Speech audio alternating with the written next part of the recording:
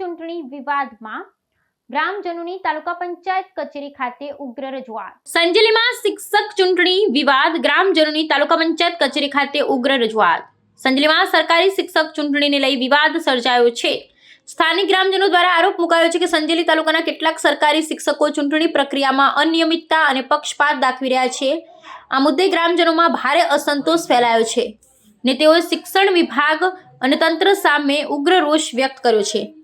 વિવાદને લઈ સંજેલી તાલુકા પંચાયત કચેરી ખાતે મોટી સંખ્યામાં ગ્રામજનો એકત્રિત થયા હતા.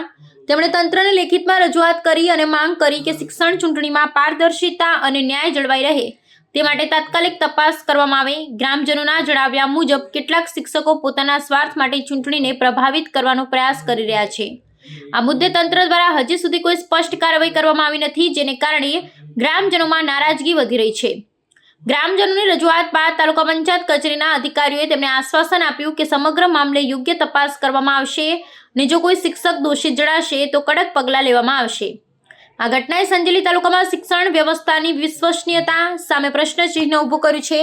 હવે સ્થાનિકો અને સમાજના આગેવાનો તંત્ર પાસેથી યોગ્ય અને ઝડપી કાર્યવાહીની અપેક્ષા રાખી રહ્યા છે, જેથી ભવિષ્યમાં આવી અનિયમિતતાઓ ન બને અને શિક્ષણ ક્ષેત્રે ન્યાય અને પારદર્શિતા જળવાઈ રહે. ડાળસીમળમાં સમાવિષ્ટ 3 ગામડા જેવા કે ડાળસીમળ, દમેણ અને કુંડા, જેમાં ડાળસીમળ અને કુંડામાંથી 3 ઉમેદવાર છે, જેમાં પારગી અસ્મિતાબેન વિશાલભાઈ, વસૈયા લલિતાબેન દિનેશભાઈ, વસૈયા કાંતાબેન મલસિંહભાઈ.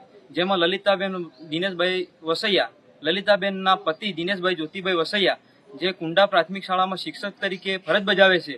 જે વ્યક્તિ શિક્ષક છે તે વ્યક્તિ બાળકોને ભણાવવાનું મૂકી અને ચૂંટણીમાં બહુ ભાગ ભજવે છે, રસ લે છે અને ગઈકાલે જે પ્રચાર કરવા નીકળેલા, જેમાં દિનેશભાઈ જ્યોતિભાઈ વસૈયા જે બોલેલા કે મને મત આપજો, એવું 2 હાથ જોડી બોલેલા છે, જે વિડીયો અમારી પાસે છે.